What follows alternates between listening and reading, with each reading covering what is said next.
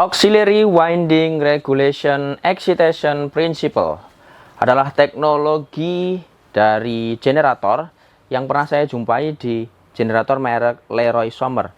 Apakah itu memang paten mereka atau bukan, saya belum tahu. Dan kali ini tidak akan membahas itu. Kali ini kita akan membahas tentang prinsip kerjanya. Jadi dalam AREP ini, saya nyebutnya AREP saja.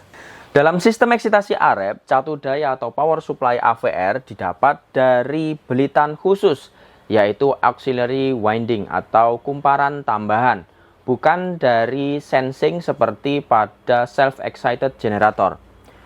Catu daya ke sirkuit daya AVR tidak bergantung pada sensing yang diukur pada terminal outgoing sebelah sini. Oke. Kemudian sistem AREP dapat dilengkapi dengan yang namanya PMI atau Permanent Magnet Insert. Ini biasanya dipasang di bagian eksitasi generator, yang mana untuk mengatasi kehilangan sisa kemagnetan. Biasanya kalau tidak dipakai dalam waktu yang lama. Untuk bagian-bagiannya sebenarnya mirip, hampir sama seperti brushless self-excited ya. Mulai dari kopling. Dari kopling di sini yang mana berbentuk cakram terhubung dengan flywheel engine atau prime mover untuk meneruskan putaran dari prime mover itu sendiri. Kemudian ada adapter di sini. Adapter kalau kita ketemu generator set ya, sorry.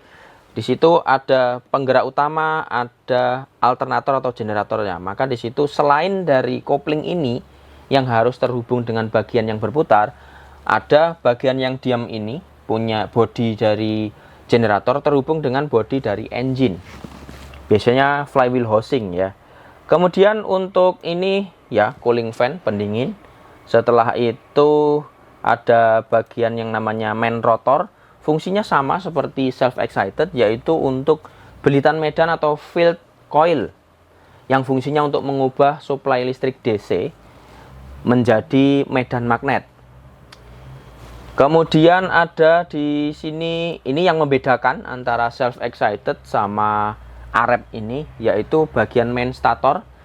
Di main stator itu ada dua belitan. Yang pertama ada belitan utama, biasanya 3 fasa, bisa juga 1 fasa sih. Yang kedua ada auxiliary winding atau belitan tambahan. Jadi memang secara kasat mata dari luar itu seolah-olah wah ini 1 belitan. Tapi di situ sebenarnya ada 2 yang tadi sudah disebutkan. Yang belitan utama kita pakai untuk kita ambil listriknya untuk menyalakan lampu, memutar motor dan lain sebagainya. Sedangkan untuk kumparan yang satunya, kumparan tambahan itu sebagai power supply dari AVR. Kenapa kok dipisah? Supaya lebih independen. Kalau terjadi gangguan pada belitan utamanya, maka di belitan tambahan dia tidak terganggu. Itu. Setelah itu ada yang namanya ini ada rotating rectifier. SC di sini biasanya ada varistornya. Yang rotating rectifier itu dioda jumlahnya 6 mengubah AC 3 fasa, listrik AC 3 fasa menjadi DC. Sebagai supply untuk ke rotor utama yang ini tadi. Jadi dari DC ke sini supaya jadi magnet. Kemudian ada varistor yang fungsinya melindungi komponen sensitif di dalam generator. Di dalam kurung di sini adalah dioda. Kalau kumparan dia lebih kuat ya, kalau misalkan terjadi surja atau apa. Yang penting dalam waktu yang singkat itu masih kuat, tidak sampai meledak atau terbakar atau rusak. Tapi kalau dia dioda semikonduktor, nah itu biasanya lebih sensitif, makanya ada pelindung yang namanya varistor. Varistor ini apa? Sebenarnya dia adalah variabel resistor. Ketika di sini ada 2 kutubnya, bukan 2 kutub ya, 2 kaki, yang mana di sini menerima tegangan yang melebihi settingan di varistor, maka di sini nanti resistansinya akan turun drastis. Sehingga istilahnya apa ya? Short supaya tidak short di sini, tapi shortnya di varistor. Oke, kemudian ada exciter rotor. Ini statornya dulu. Oh bukan, ini harusnya exciter rotor ya. Ini belitan jangkar atau belitan armatur yang memotong medan magnet.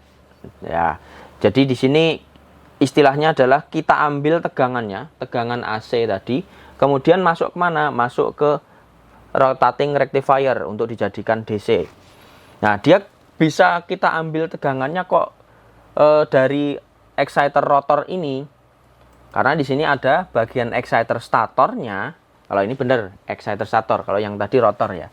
Exciter statornya di sini dia sebagai kumparan medan atau field coil, yang mana dia menerima listrik DC dari sini, dari AVR.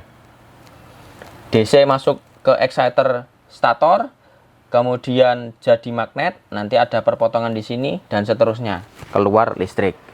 Pada self eksitasi dan Arep ini, stator exciter mempunyai peranan yang penting dalam start awal. Jadi saat awal perannya itu sangat penting.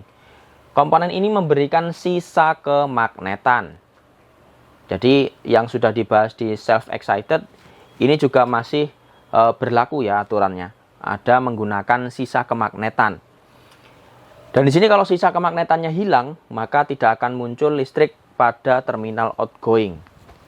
Itu makanya tadi ada yang namanya PMI, permanent magnet insert, yang biasanya dipasang di bagian ini, ditempelkan atau diselipkan gitu ya, untuk memberikan magnet yang kecil untuk proses starting awal tadi.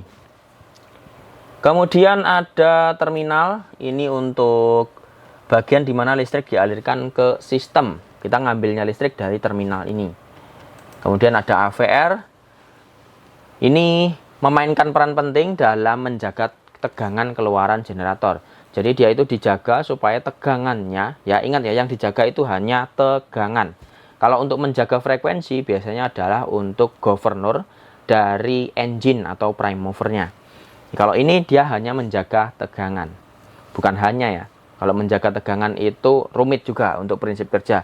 Yang mungkin nanti videonya akan Sauki upload ya mungkin beberapa hari, minggu, atau bulan ya. Insya Allah secepatnya tentang cara kerja AVR secara simpel.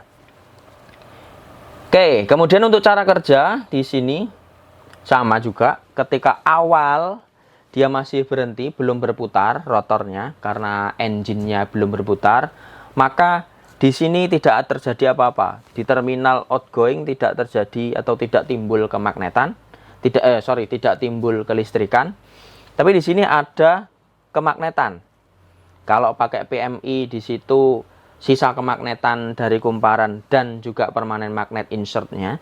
Tapi kalau tidak pakai PMI dia hanya sisa kemagnetan dari kumparan exciter stator. Di sini terdapat sisa kemagnetan, oke.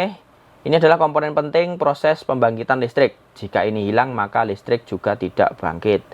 Setelah itu ketika dia berputar, si prime mover, rotor berputar, maka di sini ada 3 syarat atau 3 komponen utama pembangkit listrik pada generator.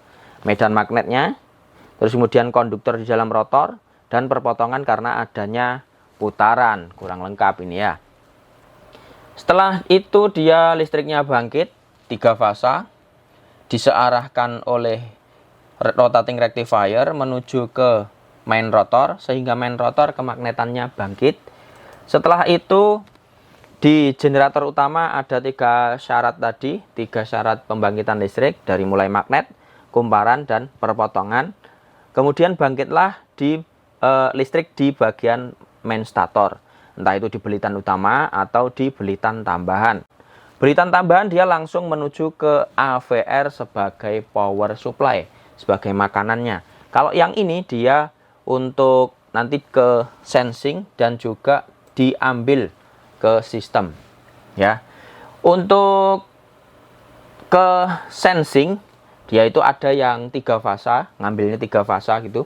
Ada yang dia ngambilnya cuma 2 fasa, jadi fasa 1 dan fasa 2, bukan fasa 1 dan netral ya biasanya, tergantung dari jenis generatornya. Kemudian setelah AVR mendapatkan power supply dan juga sensing, maka di situ langsung memberikan output di sini. Makanan sudah cukup, maka dia nanti akan memberikan output. Sama seperti manusia ketika disuruh kerja harus ada bekal berupa makanan, sumber energinya. Sumber energi sudah masuk, maka dia nanti akan langsung memberikan catu daya ke exciter stator. Keluarannya adalah listrik DC. Kemudian setelah masuk ke exciter stator, listrik DC itu jadi magnet, sehingga meningkatkan kuat kemagnetan di exciter stator. Kalau kuat kemagnetannya meningkat, maka nanti listrik yang keluar dari exciter rotor juga meningkat. Lanjut ke sini juga meningkat. Sampai ke sampai ke main rotor dia juga ningkat listriknya. Karena ningkat listriknya, ningkat arusnya, kalau kita lihat di sini ya.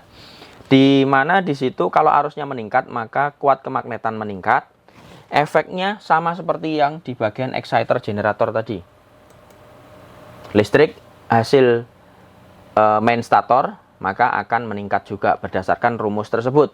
Besar kecilnya tegangan dipengaruhi oleh jumlah belitan, kekuatan magnet, luas kumparan, kecepatan sudut, dan posisi sudut rotor. Kecepatan putar maksudnya ya, bukan kecepatan sudut, sorry. Kemudian naiknya ini sensing yang diterima oleh AVR, dia akan dibaca. Naik turunnya sensing yang ada di AVR, dia nanti akan dibaca. Kalau dia itu lebih tinggi daripada settingan, AVR akan menurunkan tegangan yang ini, yang ke exciter stator. Tapi kalau tegangannya itu turun di bawah standarnya, maka di sini akan dinaikkan. Misal nih, saat no load dia diberi 12 volt. Di sini cukup 380. Tapi ketika dia dibebani, di sini nanti tegangannya akan turun. Di sini terdeteksi sama AVR, maka di sini nanti akan dinaikkan. Misal jadi 18. Itu. Tapi ketika bebannya dilepas, maka di sini tegangannya akan naik. Yang 18 ini tadi bisa jadi turun menjadi 12. Itu untuk cara kerjanya. Oke, rekan-rekan.